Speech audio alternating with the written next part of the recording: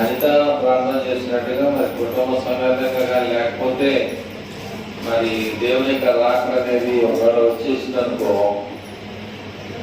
మరి ఆ పరిస్థితిలో ఇబ్బందులు పడే పరిస్థితి ఉన్న విషయాన్ని కూడా మనం గుర్తు చేసుకొని మనం అందరం కూడా కుటుంబ సమేతంగా ఏమై ఉండాలి, దేవుని సన్నిధిలో ఉండాలి. బాప్తిస్మం ఇచ్చేటప్పుడు ఒక చెయ్య పైకి ఉన్నప్పుడు ఇచ్చేయచ్చా? ఏమైంది? పొల్లంతా కాళ్ళు, ఇంకొక చెయ్య కళ్ళు చేతులన్నీ కూడా మునిగిపోయినాయి కదా. ఒక చెయ్యగా పైకి ఉంది, ఏమైంది? అర్థమవుతుందా? ఏమవుతుందిగా? అట్లాగే కుటుంబ సమేతంగా రమ్మని దేవుడు కోరుతా ఉన్నాడు. రావటం మంచిది, వచ్చేవనుకో దేవుని ఆశీర్వాదాలు పొందుతాం. దేవుని అక్కడ సమీపించిందనుకో అందరం అందులో ఉంటాం. మంచిగా ఉన్నందుకో దేవుని రాజ్యానికి వారసత్వాన్ని కలిగి ఉంటాం.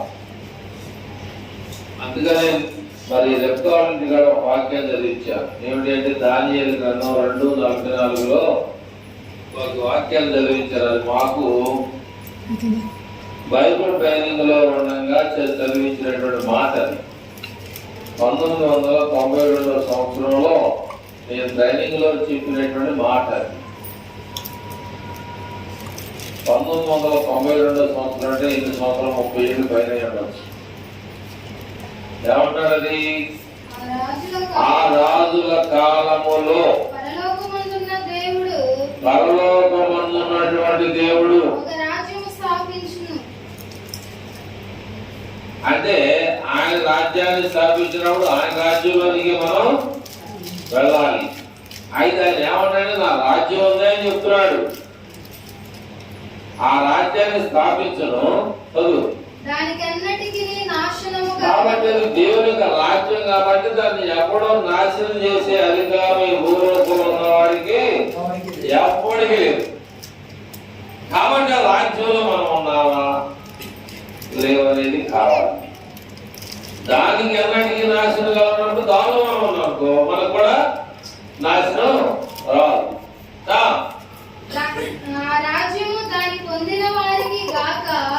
చూడండి, ఆ రాజ్యము దానిని పొందిన వారికి గాక అర్థమైంది మాట. ఆ రాజ్యం పొందతోటి దాంట్లో మనం ఉండటం, ఆ రాజ్యంలో మనం ఉన్నామా లేదా? అందులో ఉన్నవారికి తప్ప మరెవరికి అవకాశం లేదు. ఎప్పుడు చెప్పాడు ఈ మాట అంటే యేసుక్రీస్తు ప్రభువారు శరీరధారిగా ఈ భూలోకానికి రాకముందు చెప్పాడు. అయితే ఇక్కడ మత్తయి సువార్త 3వ అధ్యాయంలో ఒక మాట చెప్తా ఉంటాడు. మత్తయి సువార్త 3వ అధ్యాయంలో ఒక మాట చెప్తా ఉంటాడు. మత్తయి సువార్త 3వ అధ్యాయం చూద్దాం. అదే ఆ దినముల యందు బాప్తిస్మమిచ్చు యోహాను వచ్చి అక్కడేమో దేవుడు ఒక రాజ్యాన్ని స్థాపిస్తానన్నాడు. ఇక్కడేమన్నాడంటే పరలోక రాజ్యము సమీపం అంటే అది స్టార్ట్ అయింది. స్టార్ట్ అయిన తర్వాత దగ్గరికి వచ్చింది. దేవుని రాజ్యం మనకు దగ్గరలో ఉంది కనుక మార్పు చెందాలని యోదయ అరణ్యములో యోహాను భక్తుడు యేసు ప్రభువు ఇంకా రాలా. అప్పటికి యోహాన్ని దేవుడు పంపించాడు. ఏమని? దేవుని రాజ్యం అనేది దగ్గర ఉంది, సమీపం అంటే దగ్గరగా. ఇదంతా పాల్గొంటే నడిచాలి వస్తాం కదా. అట్లాగా దేవుని రాజ్యం అనేది దగ్గర ఉంది. ప్రభు మార్గాన్ని సిద్ధపరచండి, ఆయన త్రోవను సరళము చేయండి.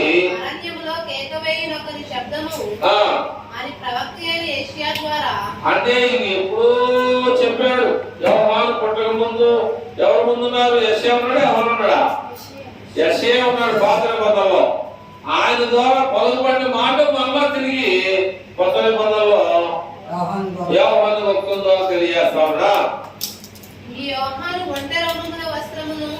ఈ యోహాను ఒంటె రోమముల వస్త్రమును మొల చుట్టూ తోలు దట్టి ధరించుకొనువాడు మిడతలను అడవి తేనెయు ఈయన తింటాడు.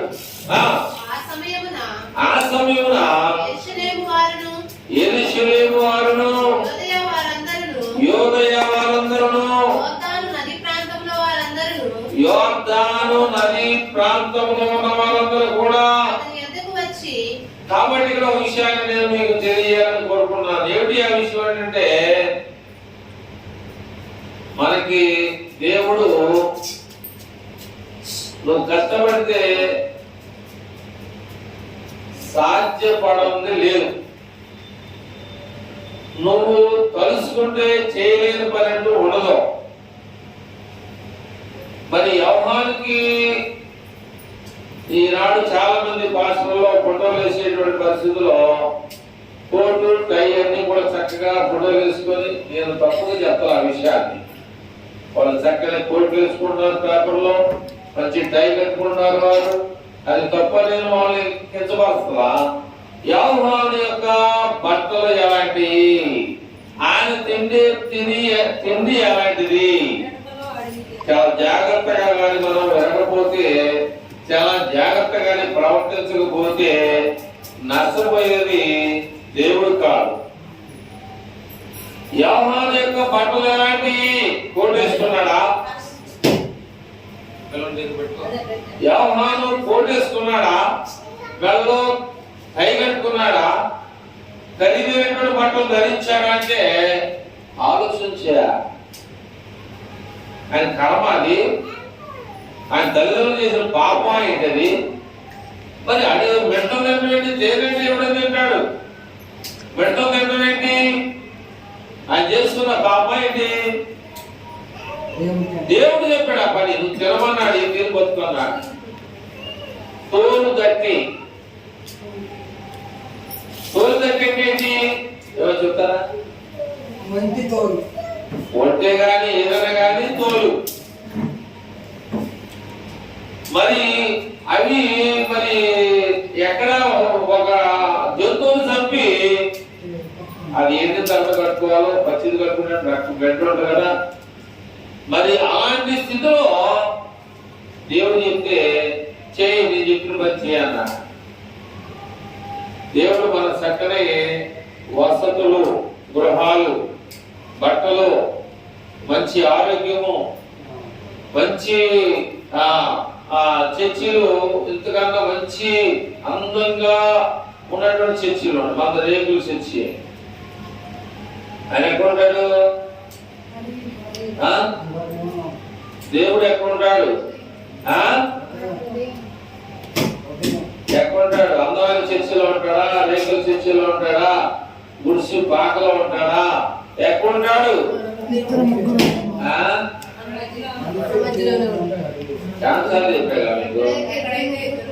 ఇద్దరు ముగ్గురు కూర్చుంటే దేవుడి మాటలు చెప్తాడు చెప్తాను. నీకు మంచి చర్చి కావాలంటే వెళ్ళొచ్చు, ఇది రేపు చర్చి కావాలంటే ఇబ్బంది పడవచ్చు. కానీ మనకి కావాల్సిందంటే నీ దేవుడు కావాల్సిందే హృదయం. దేవుడు కావాల్సింది ఏంటి? మరి దేవుడు ఏమంటాడు? హృదయాన్ని ఏమన్నాడు దేవుడు? హృదయాన్ని ఏమన్నాడు? అన్నిటికన్నా అన్నాడు. అక్కడ ఇక్కడ ఏమన్నాడంటే 12వ వచనంలో, నా సహోదరులారా, ముఖ్యమైన సంగతి ఏదనగా ఆకాశము చూడని గాని భూమి చూడని గాని మరి దేని చూడని గాని ఒట్టు పెట్టుకొనక మీరు తీర్పు పాలు కాకుండానట్లు అవునంటే అవును, కాదంటే కాదు అని ఉండాలి. లెగిస్తే అబద్ధం, నోరు తెరిస్తే దొరకబాటుదనమాట. కళ్ళు మూస్తే చీకట్రా, నోరు తెరిస్తే ఇది పాటరా, శబ్దం రా. మాట శబ్దం రానుండు. అట్లాగే ఇక్కడ మన నోరు తెరిస్తే అబద్ధాలు ఆడకూడదు. ఆకాశం చూడని గాని భూమి చూడని గాని ఒట్టు పెట్టుకోగలదు. అయితే ఒట్టు పెట్టుకున్నట్లయితే ఏమవుతామంట? తీర్పు పోవాలంటాం. దేవుడు ఏం చెప్తున్నాడు? ఆడు బయటే ఉన్నాడు, ఆడు బాడీకి ఏమైనా ఇబ్బంది పడే పరిస్థితి. సువార్తలో 5వ అధ్యాయం 24-25 వచనాల్లో దేవుడు ఏం చెప్తున్నాడు? మీరు తీర్పు పాలు కాకుండా ఉండాలంటే ఆకాశం తోడు గాని భూమి తోడు గాని అనొద్దు అన్నాడు. ఎక్కడ? యోహాను సువార్త 5వ అధ్యాయం 24-25 వచనాల్లో అవునంటే అవును, కాదంటే కాదు అని ఉండవలెను. యోహాను సువార్త 5:24-25 చెప్పేగా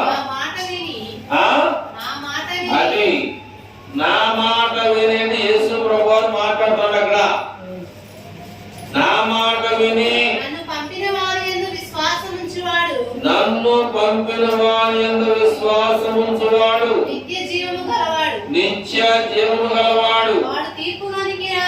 వాడు తీర్పులోని రాక మరణములో నుండి జీవములోనికి దాటి ఉన్నాడని మీతో నిశ్చయముగా చెప్పుచున్నాను. మరణములో నుండి జీవములోనికి దాటి ఉన్నాడని ఖచ్చితంగా చెప్తున్నానన్నాడు. ఇక్కడ ఏమన్నాడంటే, ఇక్కడ ఏమన్నాడు? మీరు అవునంటే అవును, కాదంటే కాదు కానీ ఉండమని అన్నాడు. పైన ఏమన్నాడండి? ఒట్టు పెట్టుకోలేక, దేవుని తోడని ఒట్టు పెట్టుకోలేక మీరు తీర్పు పాలు కాకూడనట్లు నీ మాట నిజమంటే నిజం, కాదంటే కాదు అన్నట్టుగా ఉండాలి. కానీ అక్కడ ఏం చెప్తున్నాడు? నా మాట విని నన్ను పంపిన వాని యందు విశ్వాసం ఉంచువాడు నిత్య జీవము గలవాడు. వాడు తీర్పులోనికి రాక మరణములో నుండి జీవములోనికి వెళ్ళిపోతున్నాడు. మరణంలో తప్పించుకున్నాడు అన్నమాట మరణాన్ని. కానీ ఇక్కడ 17వ వచనంలో ఏమన్నాయంటే, యాకోబు రాసిన పత్రికలో 5వ అధ్యాయం 17వ వచనంలో ఉంటాయంటే, ఇక్కడ చాలా జాగ్రత్తగా మనం వెళ్ళకపోతే మనం నష్టపోతాం. నేను చెప్పకపోతే నేను నష్టపోతా. ఇక్కడ ప్రవక్తలు గాని అపోస్తలులు గాని లేదా దేవుని వాక్యాన్ని బాగా బోధించేవాడు గాని దేవుని వాక్యాన్ని బాగా నలిపి బాగా బిరుగనలాగా లేదా మాసపూర్లాగా తిరగలిగే శక్తివంతులుగా చెప్పేవాడుగా ఉన్నప్పటికీ కూడా దేవుని దగ్గర అతని హృదయం సరిగ్గా లేకపోతే మామూలే. ఇక్కడ ఏమన్నాయంటే, ఏలియా మన వంటి స్వభావం గల మనుషుడే వర్షం పడకుండా ఉండినట్లు అతడు ఆసక్తితో ప్రార్థన చేయగా 3.5 సంవత్సరాల వరకు భూమి మీద వర్షం పడలేదు. అతను ఎక్కడ ఉండాలి? ఏం చెప్పారు? జాగ్రత్తగా ఉండాలి. మీరు వాక్యాన్ని కాబట్టి ఇక్కడ ఎలాంటి వాడినా కిరీటం ఉందా? ఆయనకి నెత్తి మీద ఉన్న కిరీటం ఉందా? ఎలాంటి వాడు చెప్పాలి మీరు?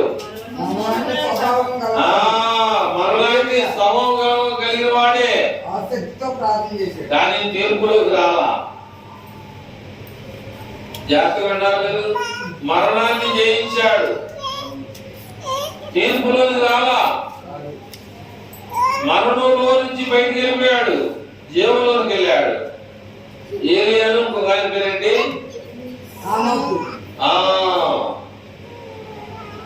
ఆనోకు వల్ల సాగిదాన్ని సాగిద చేస్తున్నారు పాడతాం. వీళ్ళిద్దరూ మరణాన్ని చూడకుండా వారు దేవునితో నడిచారు. దేవునితో నడవని చెప్పేసి దేవుడు చెప్తా ఉన్నాడు. కనుక ప్రేమటువంటి వాళ్ళ చూస్తే మనం తెరలేదు. యోహాను యొక్క బట్టలు చూస్తే మరి తోలు కట్టి మెడకలను అడిగి తీరు తినాలైన. చూడండి, ఏంటంటే దేవుని కొరకు దేవుడు ఏం చెప్తే చేయాలి. దేవుడు ఏం చెప్తే చేయాలి. సీమోను అనబడినటువంటి పేతురు అని చెప్పేసి కేకేశాడు, నన్ను వెంబడించన్నాడు. ఆయన వల్ల అక్కడ పడేశాడు.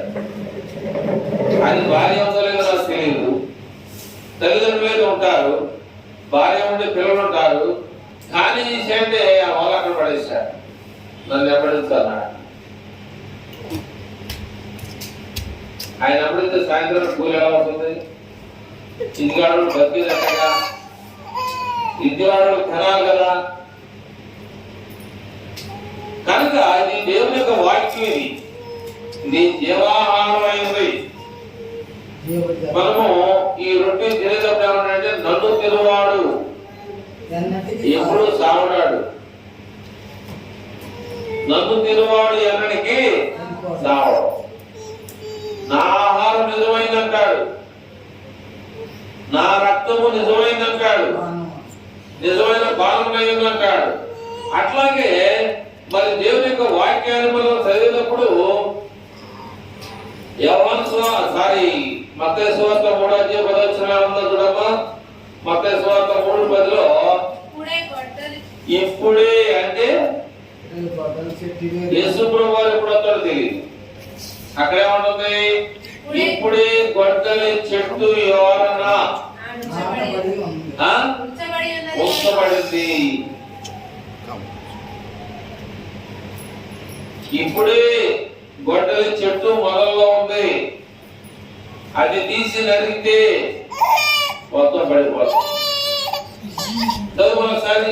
ఇప్పుడే గొడ్డలి చెట్ల వేరున ఉంచబడి ఉన్నది కనుక మంచి ఫలము ఫలింపని ప్రతి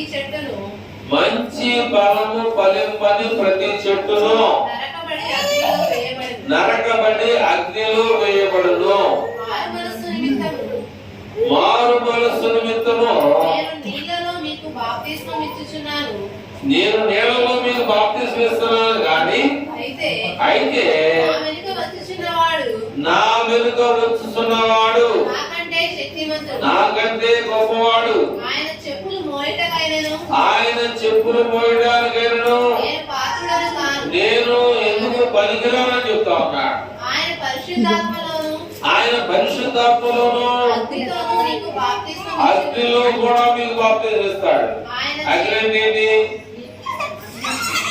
మంటలో. అగ్ని మన ఎవరు గుర్తురావాలి? మనకి షద్రకు మెషకు అబేద్నెగో ముగ్గురు గుర్తురావాలి. అగ్నిలో నడిచారా. ఒక తల వెంట్రుక కూడా ఆగలేదని బైబిల్ చెప్తా ఉన్నాయి. మరి ఇక్కడ దేవుని యొక్క వాక్యాన్ని బట్టి మనం ఆలోచన చేస్తూ ఉంటే ఇక్కడ మనం చేయవలసింది ఏంటంటే ఒక మాట మీకు తెలియజేస్తాను. 13వ అధ్యాయం యాకోబు రాసినటువంటి పత్రిక 5వ అధ్యాయం 11వ వచనంలో మీలో ఎవరికైనా శ్రమ సంభవించినా అతడు ప్రార్థన చేయవలెను, ఎవరికైనా సంతోషము కలిగిన అతడు కీర్తనలు పాడవలెను. మీలో ఎవడైనా రోగి అయి ఉన్నాడా?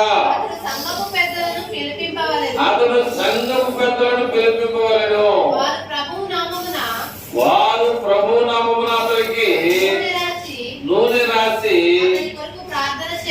అతని కొరకు ప్రార్థన చేయవలెను.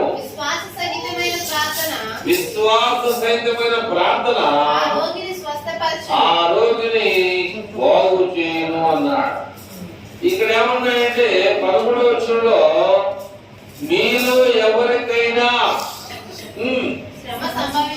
శ్రమ సంభవించినా అతను మందుల షాప్కి వెళ్ళవలెను.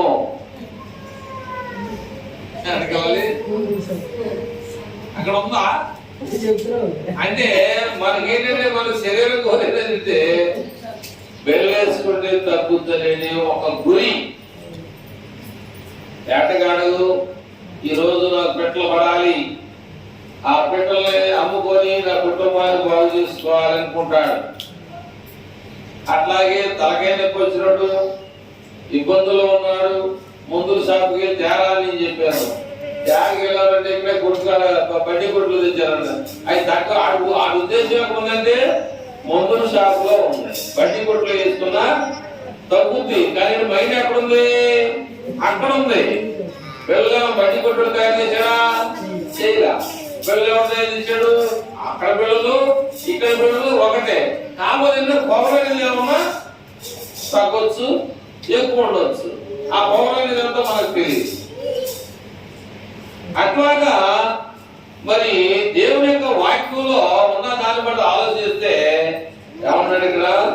మీరు ఎవరికైనా ఇబ్బంది కలిగిందా, కష్టం వచ్చిందా, శ్రమ వచ్చిందా, బాధ వచ్చిందా, ఏం చేయాలి? ప్రార్థన చేయాలి. చేస్తున్నావా ఈ పనులు? చేయట్లా. మా చిన్నప్పుడు మీరు నాకన్నా చాలా చిన్నవాళ్ళు అనుకుంటా, కాబట్టి మేము కసిందాకని ఒకటి ఉంది. ఏదైనా పేరుడు పెట్టున్నది కసిందాక. దాన్ని నూనె ఏం చేస్తారంటే దెబ్బ తగిలితే అక్కడ తగ్గిపోతుంది. మీరు కోటకి వెళ్ళినప్పుడు అక్కడ కూడా గుంట కొరలాక అని చెప్పేసి ఉంటుంది. అది కూడా పెట్టుకుంటే కాసేపు పట్టుకుని తిరుగుతూ ఉంటాం అన్నమాట, మంట తట్టుకోలేక. అంత మంట వస్తుంది అన్నమాట. కనుక ఏంటంటే దేని దానికే దేవుడు మనకి ఇచ్చాడు, దాన్ని ఉపయోగించుకోవాలి. దేని దానికే మనకి ఇచ్చాడండి. ముందు షాప్ కాదంటాడు, అక్కడికి వెళ్తే తగ్గుతుంది.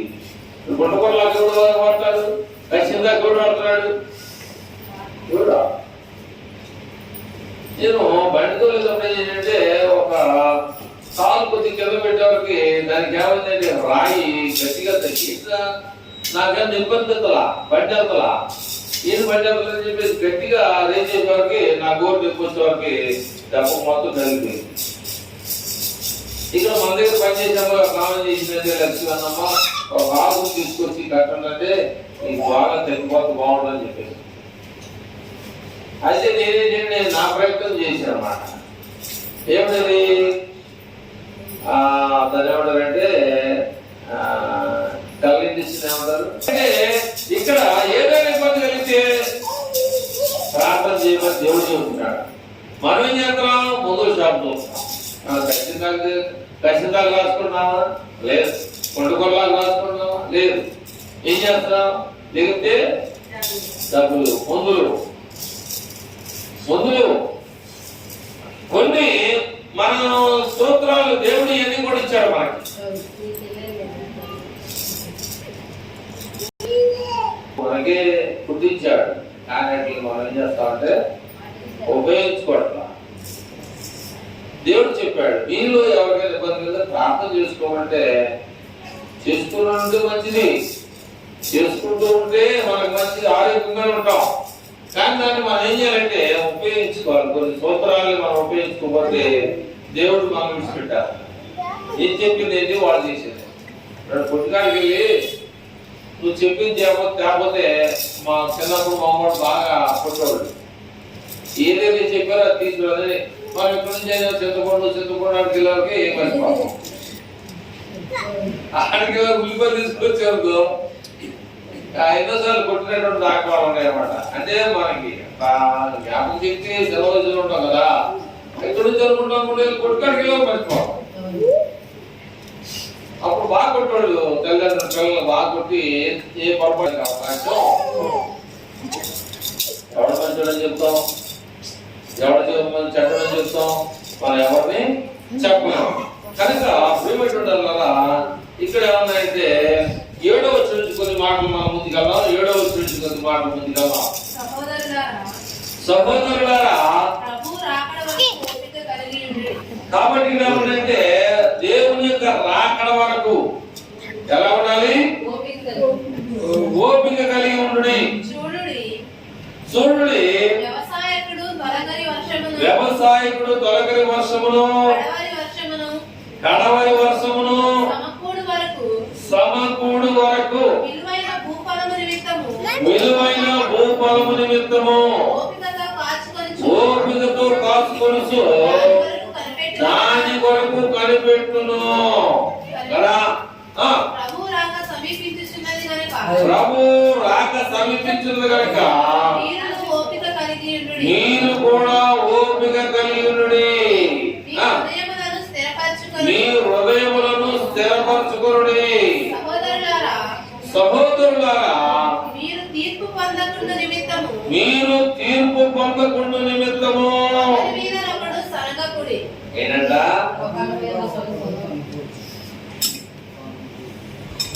వాళ్ళ చుట్టాలనే చేసినట్టు 2 గంటలకు ఓరేసింది, నాకేమో 1 గంట చేసింది. ఈ కూడా సనుకుడే. ఎంతైనా మరి వడ్డించోడు అలవాటు కాబట్టి డబ్బులు పడింది అనేది వస్తా ఉన్నాం. సణుగులు సంధ్యాయాలు కూడా దేవుడు చూస్తాడంటే ఇంకా మనం తప్పించుకోవడానికి అవకాశం లేదు. ఉందా తప్పించుకునే అవకాశం ఉందా? లేదు. కాబట్టి ఇక్కడ ఏమన్నాయంటే 9 సహోదరులను మీరు తీర్పు పొందకుండా నిమిత్తము ఒకరి మీద ఒకడు సనగకుడి. అక్కడ ఇందాక ఏమన్నాడు? దేవుని రాజ్యము సమీపం దగ్గర ఉన్నది. ఇక్కడ న్యాయాధిపతి ఎక్కడున్నాడు? మనం పాట పాడతాం, న్యాయాధిపతి అయిన దేవుడు నిన్ను తీర్పు తీర్చేటి వేళలో ఏ గుంపులో ఉన్నావు ఇది తెలుసుకో అనేటువంటి మాటని ఏ సహోదరుడు రాసినట్టు తెలియదు. న్యాయాధిపతి అయిన దేవుడు ఎక్కడున్నాడు? వాకిటంటే మన వాకిట్లోనే. అక్కడ ఆయన ఎవరికి వస్తుంది ఏమన్నాయంటే దేవుని రాజ్యం సమీపంగానే దగ్గర ఉంది. ఇప్పుడు ఎక్కడుంది? మన దగ్గరే ఉంది. అప్పుడు మనం ఏం చేయాలి?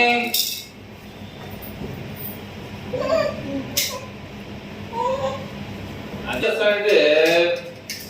వాకిట్లోనే మన దగ్గర ఉన్నాడు. మన వాకిట్లోనే దేవుడు వచ్చి ఉన్నాడు. ఆ విషయాన్ని మనం ఖచ్చితంగా మనం గుర్తు పెట్టుకోకపోతే మనం చాలా ఇబ్బందులు పడే పరిస్థితి అవుతుందని చెప్పేసి దేవుని వాక్యం తెలియజేస్తా ఉంది. 9 చదివమ్మా. నా సహోదరులారా ప్రభు నామమున బోధించిన ప్రవక్తలను శ్రమానుభవమునకును ఓపికకును మాదిరిగా పెట్టుకొనుడి. సహించిన వారిని ధన్యులను కొనుచున్నాము కదా. కాబట్టి మీకు యోబు గారి గురించి మీకు అంతా తెలుసు అన్నాడు, నేను విన్నాను అన్నాడు. కాబట్టి ఆయన ఎంతో జాలి కలిగిన వాడు, కనికరం కలిగిన వాడు. ఆ విషయం మీరు కూడా తెలుసుకోవాలని చెప్పేసి మరి దేవుని యొక్క అపోజిట్ యాకోబు తెలియజేస్తా ఉన్నాడు. యోబుని తన భార్య పిల్లలు కూడా విడిచిపెట్టి వెళ్ళిపోయారు. ఒడ్డు పెట్టే దిక్కు లేదు, తినడానికి ఆహారం లేదు, పెట్టేవాడు లేరు. అటువంటి పరిస్థితుల్లో కూడా దేవునితోనే నడిచాడు. ఎవరైనా ఎవరో యోబు దేవునితోనే నడిచాడు మనం చూస్తాం. ఆ యోబు యొక్క సహనాన్ని, జాలిని, కనికరాన్ని మనం కూడా కలిగి ఉండాలనేది దేవుడు చెప్పేటువంటి విషయాలు. కాబట్టి ప్రేమటువంటి వల్ల మరి దేవుని యొక్క వాక్యం అనేటువంటి మనమందరం కూడా మన పరిస్థితిని ఎలా ఉంది, మనం ఏ స్థితిలో మనం ఉన్నాం, ఏ ఆలోచన కలిగి మనం ఉన్నామో కూడా మనల్ని మనం పరిశీలన చేసుకొని వాక్యానుసారంగా ముందుకి కొనసాగుతాం. 16 వచ్చిన చదివమ్మా. కాబట్టి ఈ విషయాన్ని మనం చాలా జాగ్రత్తగా ఆలోచన చేయాలి.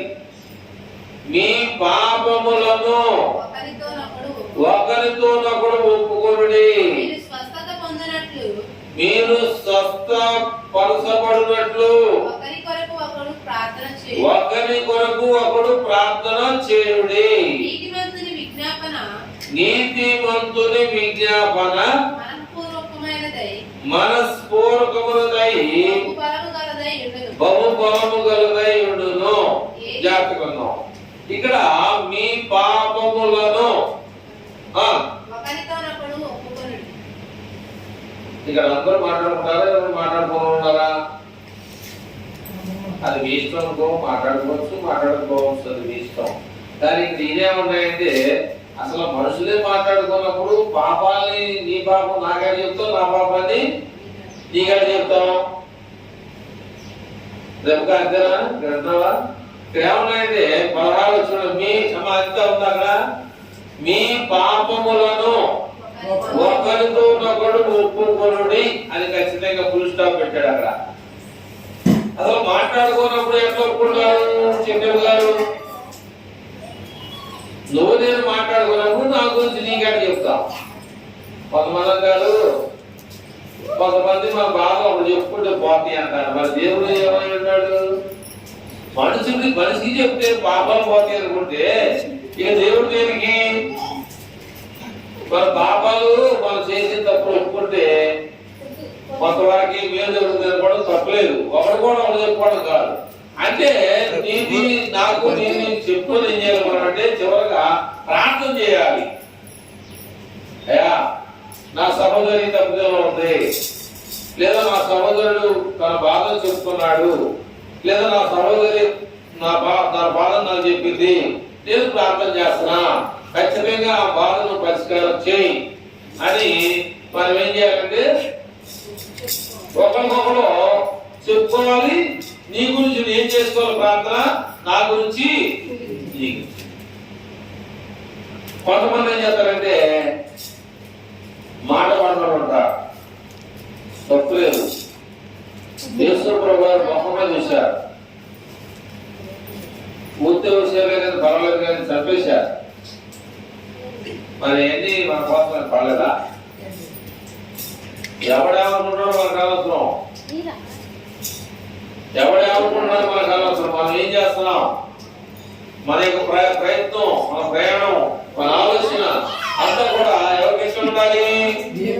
దేవునికి ఇష్టం ఉండాలి. అందుకనే యేసు ప్రభు వారు జ్ఞానవంతుడు కనుక, యేసు ప్రభు వారు దేవుని కలిగిన వాడు కనుక, యేసు ప్రభు వారు ఆ దేవుని యొక్క చెప్పిన విషయాలు అనుసరించి ప్రజలకు చెప్పేవాడు కనుక ఆయన ఏమన్నాయంటే చివరిగా ఇది ఇంతకు ముందు చదివేసి ముగించుకుందాం. ఏంటి ఆ మాట అంటే మత్తయి సువార్త 16వ అధ్యాయం 13వ వచనం వరకు చదివి 13, 14, 15 దాకా చదువుకొని ముగించుకుందాం. మత్తయి సువార్త 16వ అధ్యాయం 13 నుంచి యేసు ఫిలిప్పుదైన కైసరయ ప్రాంతములకు వచ్చి మనిషి కుమారుడు ఎవడని జనులు చెప్పుకొనుచున్నారని తన శిష్యులను అడగగా వారు కొందరు బాప్తిస్మం ఇచ్చి యోహాననియు, కొంతమంది బాప్తిస్మం ఇవ్వడానికి వచ్చేటువంటి యోహాను ఆయన అనుకుంటారు.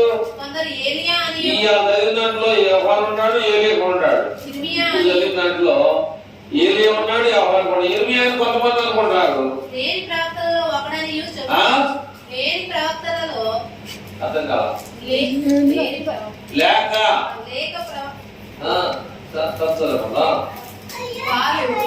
కొందరు బాప్తిస్మం ఇచ్చి యోహాననియు, కొందరు ఏలియా అనియు, కొందరు ఇర్మియా అనియు, లేక